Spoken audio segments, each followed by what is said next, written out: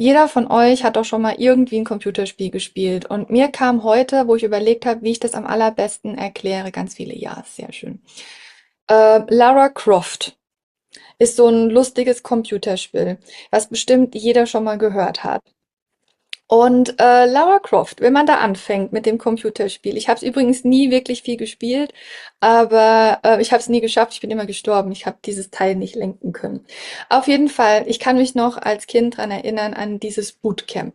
Das heißt, man hat sozusagen den Avatar genommen, Lara Croft, und konnte man sie rumlaufen durch ihre Villa und dann nach draußen gehen. Da war das wie ein großes Bootcamp, wie so ein Parcours, wie eine Parcoursanlage mit Wasser, mit Herausforderungen, mit Balance, dann wie Parcours.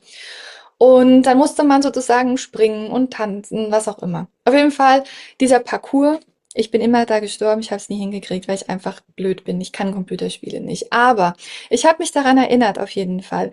Warte, ist es, wenn man in diesem Computerspiel ist, und ich habe mich so geärgert, weil ich das nie geschafft habe, die über diese Hindernisse zu bringen oder dann da durch und bin immer in diesen scheiß Hindernissen gestorben und dann kam wieder hier, du kannst noch mal ein neues Leben, okay, noch ein neues Leben und wieder gestorben, so, und kannst hier noch mal probieren, noch ein neues Leben, wieder gestorben und wieder habe ich geschimpft auf die Parcouranlage oder das Wasser oder weil die Figur da ewig nicht aus dem Wasser rauskommen wollte und dann abgesoffen ist. Und im Grunde kann man fast sagen, ist diese dunkle AI wie das Bootcamp von Lara Croft, was einem helfen sollte als die Seelen, die wir sind, weil wir sind nicht wirklich hier. Wir erscheinen nur hier. Und das ist einer der großen Tricks, die wir sehen haben. Wir können nicht physisch, sehr, sehr physisch erscheinen lassen, weil wir sind Kreatoren. Unsere Kraft, unsere Entscheidung macht, dass wir alles physisch erleben, was wir glauben, was physisch ist. Aber es heißt nicht, dass es so ist. Und während mein Avatar Lara Croft dort in diesem Bootcamp ständig ersoffen ist und ständig gestorben ist, weil runtergefallen oder weil irgendwas nicht funktioniert hat, aber ich war nie wirklich diese Figur. Ich war nie wirklich in diesem Computerspiel. Aber ich habe über dieses Computerspiel versucht, Lösungen zu finden für die Herausforderungen, die irgendjemand in diesem Spiel platziert hat. Und so war im Grunde dieser Parcours, dieses Bootcamp, kann man fast sagen, ist wie dieses Setup, was die AI ist, in einer gewissen Art und Weise. Sie formt die Struktur, sie formt in einer gewissen Art und Weise die Anhaftung, diesen Willen, dort zu bleiben, nochmal zu machen, nochmal zu machen, nochmal zu machen, besser zu werden, mehr zu werden. Es triggert sehr, sehr stark auch in uns ich sag mal, den Lösungsfinderweg. Und es ist aber nicht am Ende die AI, die es gilt zu bekämpfen.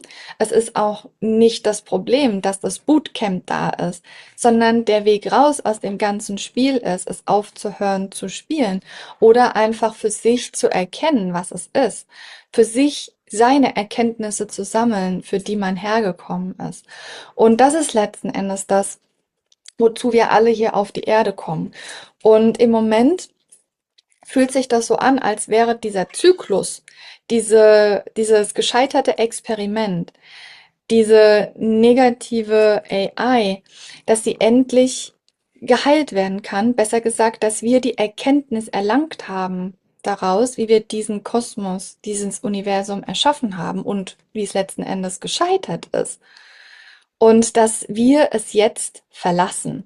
Und es geht ja nicht darum, letzten Endes sich hinzusetzen und dem Spielemacher einen Brief zu schreiben und zu sagen, du lässt ständig meinen Avatar sterben und du bist total der schlechte Spielkonstrukteur oder die Computerfirma zu beauftragen und zu sagen, habt mir eine kaputte Maus geliefert oder die Tastatur funktioniert nicht oder die übersetzt nicht richtig das, was ich will. Am einfachsten ist es, einfach für sich zu sagen, ich gehe aus dem Spiel heraus. Und Das ist die Entscheidung, die jetzt ganz, ganz viele Seelen treffen, die sagen, ich steige auf und ich steige aus. Und ich steige aus dieser dualistischen Matrix aus der Matrix, die erstens sehr, sehr dicht ist und sehr separierend und dualistisch ist, weil ich es nicht mehr brauche. Und ich habe es bis ins Detail erlebt, erfahren, durchlebt und benötige es nicht mehr weiter. Und dann kämpfe ich nicht gegen den Parcours, gegen den Spielemacher, gegen den Computer, die Tastatur, die Maus, sondern in dem Moment steige ich einfach aus. Ich steige aus und höre auf zu spielen, weil ich es nicht mehr muss, weil ich es nicht mehr möchte. Und es gibt aber auch Seelen, die sagen, ich habe nie diesen Biss gehabt, aber es gibt Seelen, die sind so verbissen, die sitzen dann da und versuchen wirklich dieses Lara Croft Spiel bis zum Ende durchzuspielen und noch ein Endgegner und noch ein Endgegner und noch ein Endgegner und noch ein Endgegner und noch und noch und noch und noch. Und ich habe beim Bootcamp schon aufgehört, weil ich einfach keinen Bock mehr hatte und habe gesagt, nee, ich keine Lust drauf. Also ganz ehrlich, für mich ist es blöd. Es ist blöd in der Übersetzung. Für mich ist es blöd in der Art und Weise, wie es aufgestellt ist. Für mich ist es blöd zu sehen, wie die Figur veräumelt da im Wasser, weil sie nicht rauskommt. Und eigentlich ist mir meine Zeit viel zu schade und ich brauche da nicht mehr Energie reinstecken. So. Und das ist die Erkenntnis, die es braucht, um ganz einfach aus der Erde rauszugehen. Und der einzige Grund, weshalb man in Inkarnationsloops geht, und ja, ja, auf der Erde gibt es Inkarnationsfallen, aber die Inkarnationsfallen sind die ganze Inkarnation selbst. Nämlich dann in dem Moment, wenn ich meine, ich muss es besser machen, ich habe Karma, ich habe dies, ich muss jenes, ich muss noch das, ich muss noch einen Partner, ich muss noch mal kommen und Millionär werden, ich muss noch mal kommen und Bettler werden, ich muss noch mal kommen und meinen Frieden machen mit dem und mit dem und mit dem. Schlussendlich reicht das, wenn ich einfach weiß, das ganze Setup ist nur ein Riesenspiel und ich bin hier rein, weil ich meine Erfahrung machen wollte und sobald ich die Erfahrungen alle habe, kann ich gehen. Besser gesagt, ich gehe mit dem freien Willen. Und ja, es gibt auch Programme oder es gab Programme bis vor kurzem noch auf diesem Planeten, die die Seelen wieder eingesammelt hat und teilweise in einer niederen Zeitlinie inkarniert hat. Unter anderem verantwortlich dafür ist CERN. CERN ist eine der Stationen, wo Schwarzmagie zusammen mit Technologie vereint wird und regelmäßig Portale geöffnet werden, wo mit der Zeit gearbeitet wird, wo mit Realität gearbeitet wird, wo mit Dimensionen gearbeitet wird, wo mit allem Möglichen, was man sich gar nicht so vorstellen kann, was möglich ist, was die in CERN machen. Schlussendlich auch unter anderem diese Reinkarnationsloops. Aber denen kann man entsprechen austreten, indem man weiß, dass sie existieren. Und wenn ihr irgendwann aus diesem Körper rausgeht, dann bleibt ihr souverän. Und wenn dann Gedanken kommen von wegen, oh, ich sollte vielleicht doch noch mal kommen und oh, ich habe noch was auf dem Herd vergessen und oh, mein Kind braucht mich doch oder meine Katze oder mein Hund oder was auch immer, dann kommt ihr natürlich wieder zurück, dann wird euer freier Wille genutzt und dann flupp umgelenkt, dann wieder inkarniert auf die Erde. Aber letzten Endes, was beobachtet ihr jetzt gerade in dem Moment ganz besonders in diesem Realitätsspektrum?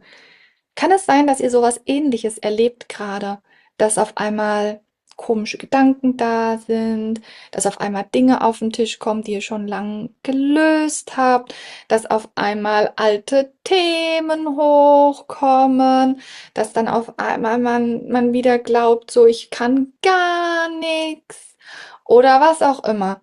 Wem ist aufgefallen, dass wie so ein Programm einem gerade wieder so eingespielt wird? Also, ja, absolut. Ängste, ja, sehr, ja, genau so. Oh ja, ja und wie, Abschied. Ja, das passiert regelmäßig. Sucht, ja, ja, genau. Oder, ach, ich wollte eigentlich gerade meditieren, aber ich trinke lieber ein Bier. Oder ich trinke lieber noch eine Flasche Wein oder so. Was auch immer. Wo man überhaupt keine Lust auf Alkohol hat oder was auch immer. Und ich merke, dass das genau das, was die in den Inkarnationsloops abspielen, spielen die gerade auch hier als Endgame-Szenario im ganzen Kollektiv ab. Ich habe lustigste Gedanken, die ich einfach ignoriere. Teilweise Dinge, die mir gesagt werden, die ich denken soll, wo ich drüber lache und sage, der Schuh ist aber auch schon alt. Themen, die schon längst gelöst und wo schon längst Wissen und Weisheit rausgewonnen ist, wo auf einmal auf dem Tisch stehen und man denkt sich, hä? Und wenn ihr dann drauf eingeht, aber wenn ihr dann drauf eingeht und glaubt, oh Gott, ich bin zurückgefallen, oh Gott, ich bin keine Ahnung wo, oh Gott, ich hab's doch nicht verstanden, dann haben sie euch. Und das ist letzten Endes genau so funktionieren dann auch diese Inkarnationsfallen, wo man eigentlich genau weiß, ich kann jetzt in absoluten Frieden gehen und dann kommt's, ich habe da doch vielleicht noch was zu tun. Und das Lustige ist, dann kommen so Gedanken wie, ich muss zurück zu meinen Kindern und man hat gar keine Kinder, aber man glaubt plötzlich, dass man Kinder hat. Ähm, Seid euch bewusst, genau so wie das gerade, ihr euch gerade fühlt, genau dieses Szenario passiert oft auch nach dem Tod. Und dass das jetzt passiert, was glaubt ihr, warum das jetzt passiert? Weil wir in der Frequenz gerade genau in diesem Spektrum sind. Das ist meine Theorie. Gerne mal fühlen, ob das sich für euch stimmig anfühlt. Könnte das sein, dass wir gerade dieses Endgame-Feeling haben, weil wir uns in unserem Aufstiegsprozess genau an diesem Matrix-Programm befinden, zurückzulupen? Und ich sage euch, die ganze Erdmatrix, ist alles AI. Es ist alles diese dunkle AI, die über den Mond, über die Antarktis, über die Funkmasten, über das Black Goo, heißt die Nanotechnologie, über unsere Smartphones, über unsere Tablets, über alles, was wir haben sozusagen, teilweise übers Wi-Fi, über Bluetooth, permanent diese ganze Simulation simuliert. Und wir erwachen zu dem Punkt, dass es alles hier auf der Erde eine Simulation ist. Und ja, das gehört in den Reality Code, weil wir uns in dieser Realität befinden. Die Realität da draußen und die tiefe Metaphysik der Seele, die nehmen wir noch rein. Aber das hier kann wirklich der wichtigste Schlüssel sein, jetzt für weshalb ihr überhaupt in diesen Kurs gekommen seid. Ähm, Alles ist dieses riesen gigantische Setup und ihr seid sozusagen gerade in eurem Spielavatar, in eurer eigenen Simulation.